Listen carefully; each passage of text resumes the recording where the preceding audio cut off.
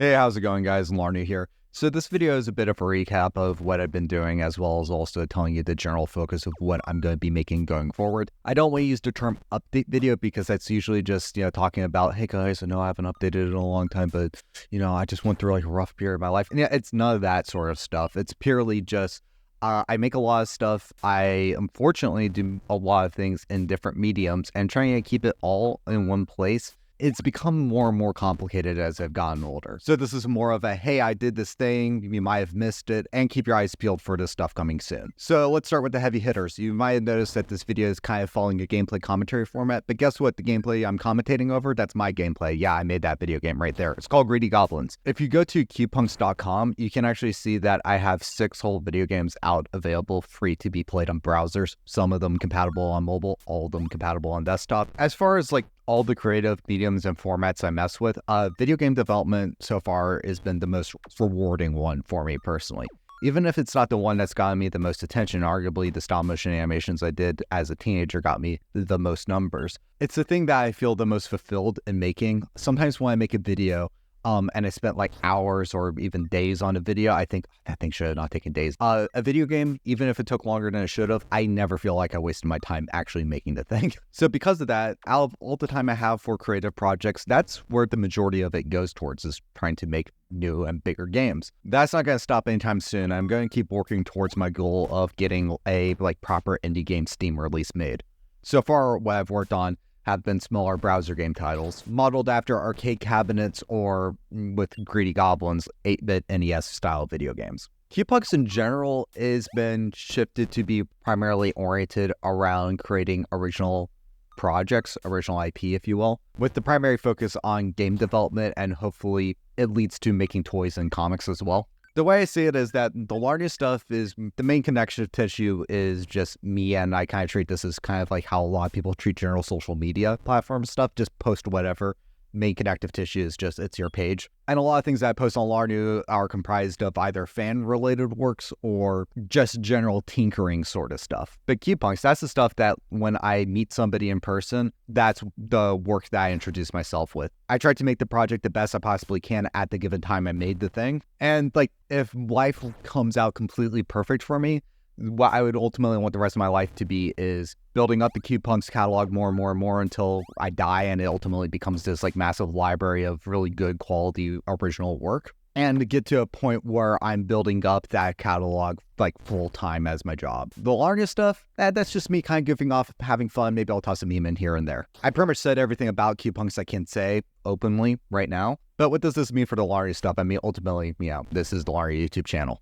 Well, in the short term, I would say that you should expect a couple of Blender-based animations. I did spend a lot of time making these only place rigs in Blender, so it'd be kind of a waste of time if I didn't get a few animations out of them. While I've been actually using Blender for a few years, there are some blind spots in my knowledge regarding the application. And ultimately, the best way for me to learn things is just by doing things. The most immediate clear goal in me with using all this Blender stuff is that I ultimately want to figure out how to make the best 3D model character rig setup, specifically for future game projects. Also, as a quick aside, the game engine I primarily use is Godot.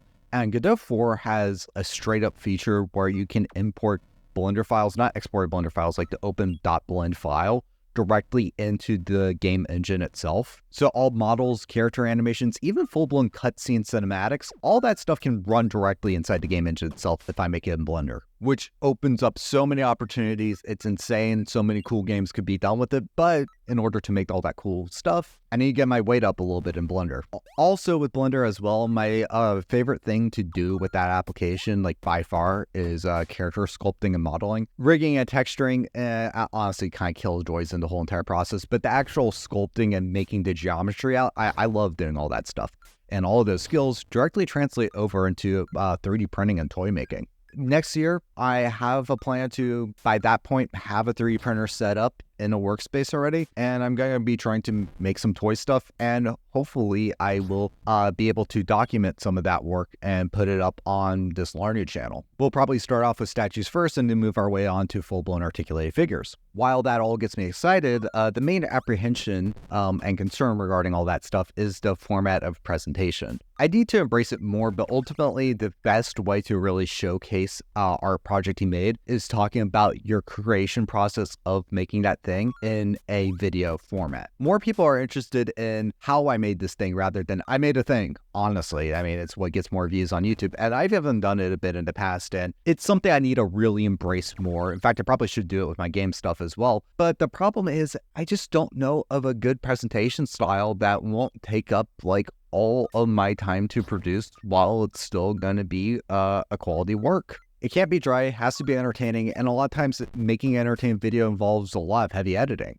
Heavy editing that takes away a lot of time from me making more things. My biggest struggle as an artist, I will say, is the challenge between social media and art, because of the fact that if you want to keep up with social media, if you want to keep doing things that the machine wants you to do, you just get pulled away ultimately from making actually interesting, new and original stuff, or actually being able to spend the time that it's required to actually make anything of quality. We're going to dip into a little bit of pessimism here, but so when I was like a teenager, back when I was doing the Gak and Rio stop motion series, the thing I really wanted to be able to try to position myself up with was like, okay, well, over college, I'm going to try to make a bunch of cartoons and try to position myself when I'm out of college to be a full-time YouTube animator. The issues in all of this, though, was that I didn't want to be locked into doing like parody or fan animations, because I mean, now I spent my entire teen years just making Bionicle fan stuff rather than making really original stuff. I didn't start making original stuff until I became an adult, really. And the other thing too is that the incentives put in place on all of the major social media platforms does not inspire creativity at all. It inspires really only derivative works because of the way that, you know, search terms and search algorithms work. It categorizes and recommends stuff that it already knows you want to see. It has to recommend stuff that already exists on some level. You can't really create anything truly new or original and interesting. And you see this a lot with like the rise of commentary style videos on YouTube. Now, I'm not going to be one of those guys who bashes commentary stuff, because I consume a large chunk of that stuff while I'm working in the background. However, it did get to a point where now it's just become so recursive, and you'll see videos about people be like, Jake Paul, where is he now? I'm like, we've talked about him to death like back in 2016. Why are you still talking about this? The ideas you used to see available on earlier YouTube, getting closer back to 2010s, were so much more fresh and unique stuff. Sure, while you did have review content like movie and game reviews, what ultimately Angry Video Game Nerd was a lot better and a lot more of what I wish the internet was more like, honestly. Snarky, smug guys who never go outside under Call of Duty headset, just being like calling somebody cringe, but also avoiding doing anything in their life to avoid being called cringe themselves. Like, I just hate that shit. This whole entire wave where everybody was all like, oh, loud isn't funny anymore. You have to just be mellow. You have to be dry. You have to be this sort of thing. It killed like all life, energy, and emotion just got sapped out of anything. Nostalgia Critics videos were not good. And a lot of the guys who were copying Nostalgia Critic were just flat out like, yeah, it's unwatchable to look at this stuff nowadays. But they were trying to do something. And that effort to actually try to make something interesting, rather than this constant cynicism towards everything now, it really saps like enthusiasm out of making online videos. One of the reasons why I like toys and I like video games is because that enthusiasm's still there. But video content feels purely cynical nowadays. So how do I not contribute to this problem without making it my entire life mission? That's the problem. I can't do that as a one-man show. A similar issue I've been actually kind of facing with the toy review content, because if you haven't noticed on my YouTube Shorts tab, for a good while, I was doing practically daily toy review uploads. I stopped ultimately doing them because, well, game development work started taking more of my time, and I was just too burnt out to record that stuff. But anyways, a big thing with the toy review stuff is that I set out a style that was supposed to get you that information efficiently. It wasn't supposed to waste your time, and it was supposed to have a nice, clean presentation. Fantastic. And I'm glad that my friends Ideas 5621 and Cal LF, took what I established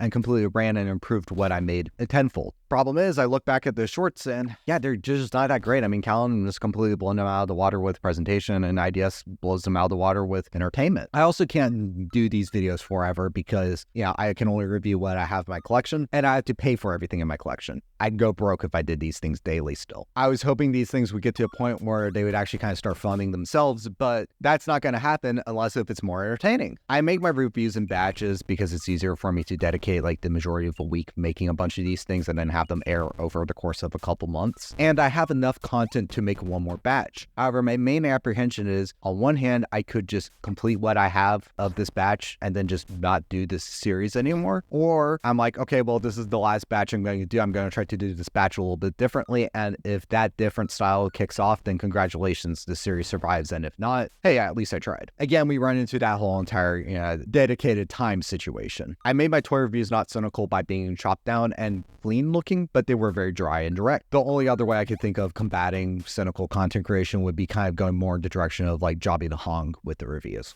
But then you run into the 1 minute time limit issue and okay. So, I mean, I could totally say all these things in 3 minutes, but 1 minute's a little too short. But, it has to be either 1 minute or 20 minutes nowadays. Anyway, the last thing I'm just going to say about all this sort of stuff is that going forward too, if you want to be able to find the stuff I'm working on and have it consolidated into one place, Newgrounds is going to be the place for that from now on. The amount of stuff that you can host on Newgrounds while also keeping it categorized so it doesn't feel like this daunting hodgepodge mess. No other social media platform does it as good as Newgrounds does it. Music, animation, games, artwork, and blogs. Between all those tabs, I can put everything I do on the same page. So in the description below, we have the dedicated CubePunks Newgrounds page, and then you also have my personal Newgrounds page. And I would also encourage you guys to do it. I mean, you could probably actually just take photos of your Lego creations and put them on the art portal, and they would probably do pretty well. And if you do any form of animation, 100% put it up on Newgrounds. CubePunks projects have been hosted over there for like multiple years now. And many a times the staff there will actually front page feature the works that me and my brother have made on it. So while a platform like YouTube really just only wants to feed you slop and keep you on the site, Newgrounds actually cares about hard work and actually tries to incubate talent. And if you're aware of my existence, chances are you either make creative projects that could be posted on Newgrounds, or you have an interest in this sort of stuff and should just make an account and become a consistent viewer. I think the main stigma against Newgrounds primarily comes from perceptions of the site in its earlier years, but pretty much anything negative you can say about Newgrounds currently applies tenfold for other platforms. And if you don't like certain sus content, just use the age filtering. This is not me saying, oh, I'm going to ignore YouTube, but I'll just make sure everything is in one place on Newgrounds. And if you're like, oh, Larnuu actually draws, I should check out his artwork. Or, oh, Larnuu makes video games, I should check out his games. Just go to my Newgrounds. It's the easiest place to find all of it. So, recapping everything,